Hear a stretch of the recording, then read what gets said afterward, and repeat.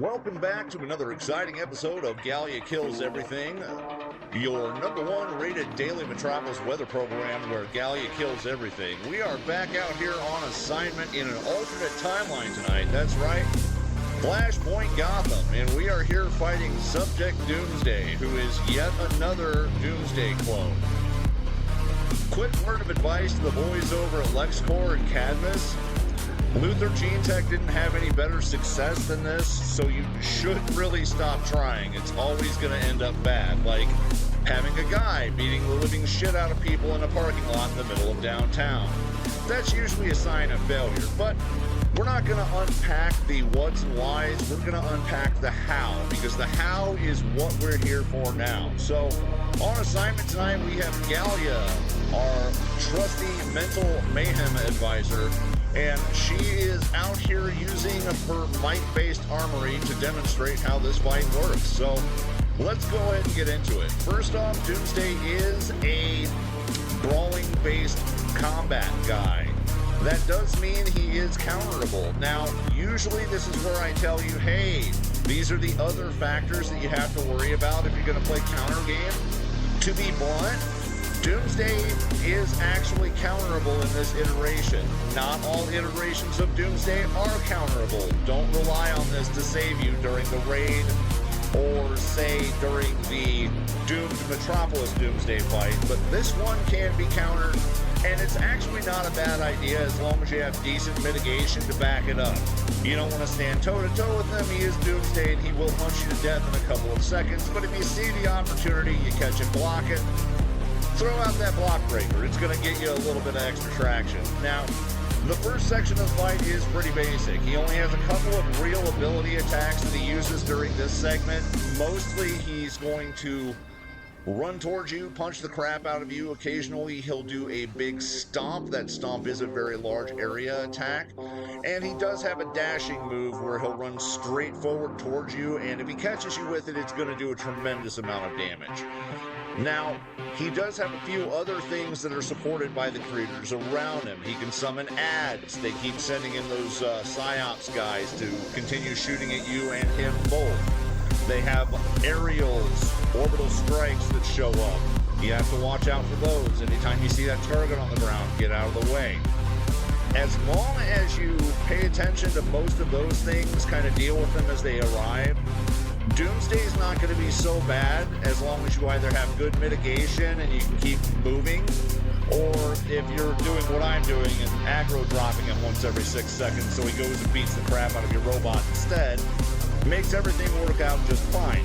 Now, another nice thing about this fight, even if you don't have a lot of pets, Booster Gold is always here, so you can also occasionally trick Doomsday into treating Booster Gold as the tank.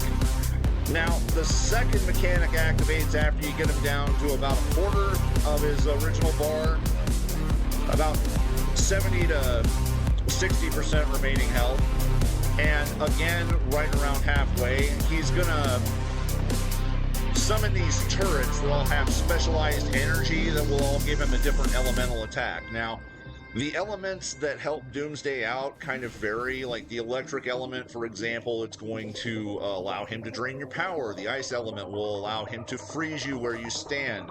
The fire element is going to give him a shield so he takes less damage. He'll also get a specialized attack based on whatever that current element is.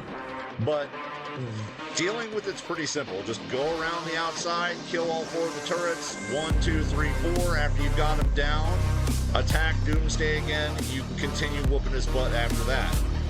Eventually, you're going to get down to the last segment of the fight, and we'll cover that here in a moment, because that's where things get weird.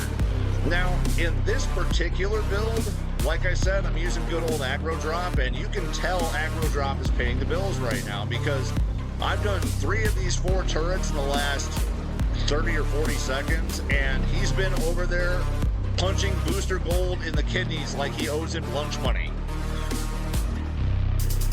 You really can't get nicer than that.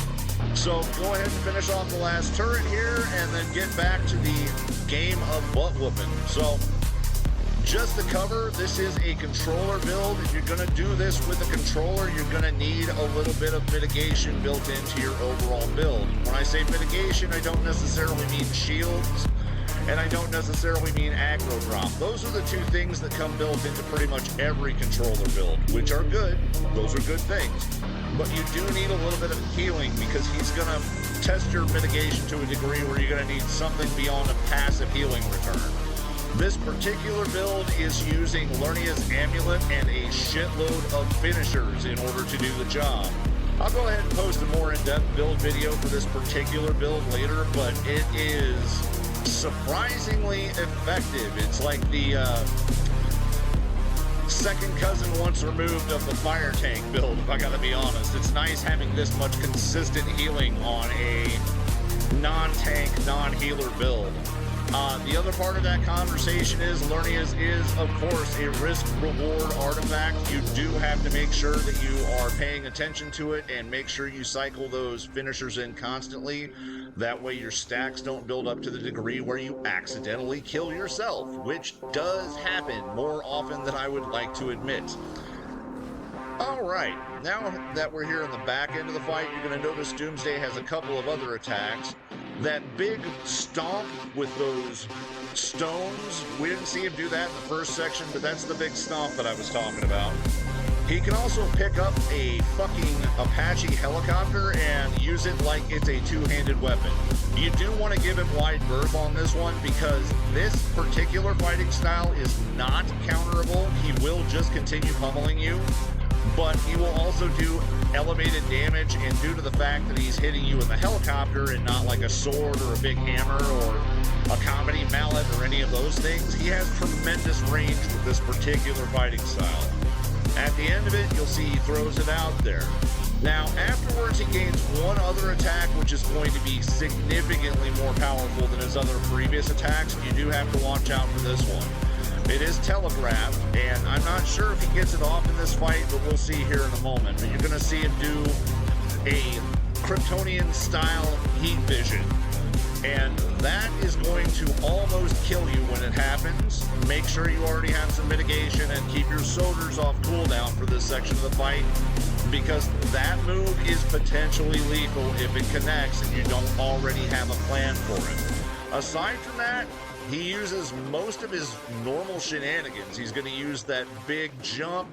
There goes that heat beam. And you'll notice that my health went from full to 25% instantly. That's what I was talking about. Anyway, folks, so what do we get for all this? Well, Doomsday does have a special 8 marks in a box, which everybody gets, but Doomsday will also consistently give you nth metal. So if you're looking to farm and you're not really too picky about how you do that, come on down, get you some stuff.